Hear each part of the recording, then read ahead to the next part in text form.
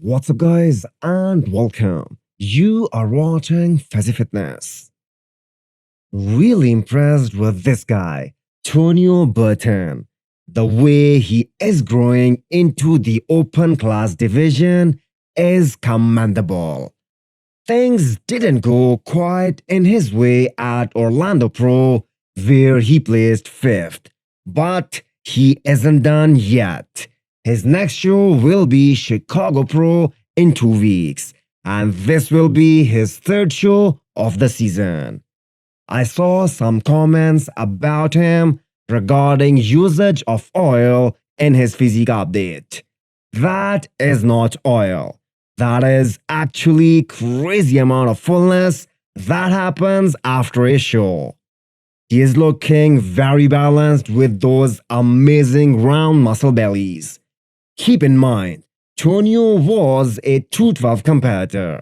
He switched to open after the Olympia last year, which was a great decision by him.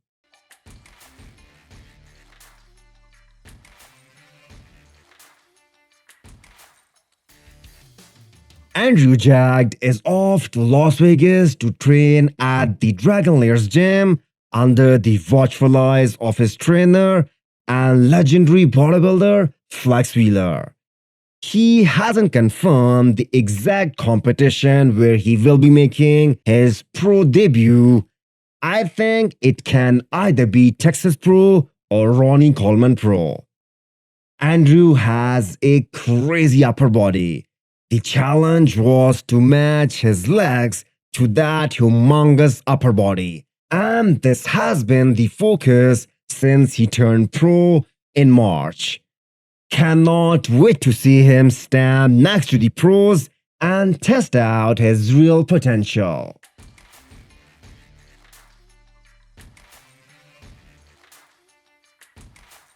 You can be a fan of someone, but you have to be realistic as well. Anyone thinking that Logan Franklin will beat Chris Bumstead this year is delusional. Nobody is denying the fact that Logan has made great progress in the last few years. But you also have to remember he was 9th in 2020, and that wasn't even the craziest classic physique lineup. Urs and Ramon both were not on the scene back then.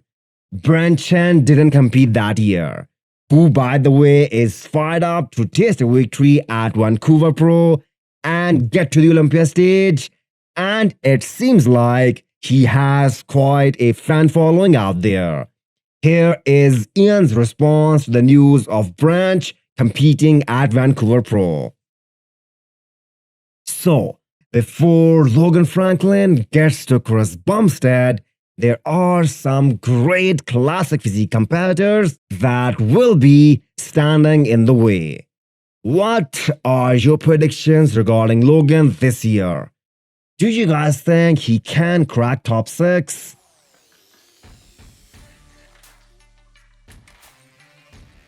Looking back at Big+Bonac's prep for this year's Arnold Classic, which was his first prep with Chad Nichols, and how great he looked leading into the show, he should be considered a great threat at the Olympia this year. He was the one to defeat Big Ramy at Arnold Classic 2020, the same year Ramy won his first Olympia. The problem with Bonac in the last 2 years was that he was doing everything by himself.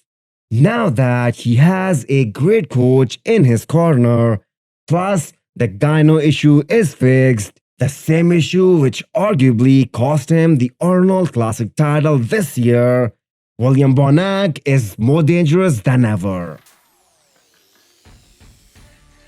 It is high time that the former Mr. Olympia champion, Brendan Curry, goes back to Kuwait and keep things rolling for the upcoming Olympia, as we are just 24 weeks out. Brendan has been runner-up for 2 years in a row now, and he wants to make history by reclaiming the throne this year. No one except the great Jay Cutler has been able to do that in the history of the sport. If I'm not mistaken, Brandon has been competing at Mr. Olympia longer than all the bodybuilders who will be on the Olympia stage this year. Brandon goes back to 2011. I think we all want to see the Arnold Classic 2019 version of Brendan Curry, or even better this year. He looked great in that contest. With that being said, Big Ramy is looking scary big right now. And as long as Ramy comes in conditioned, he will keep winning.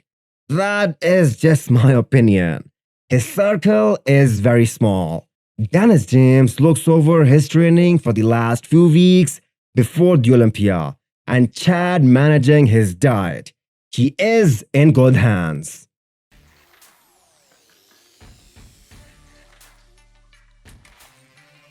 Hit the thumbs up button if you like the video and smash the subscribe button if you wanna come back for more.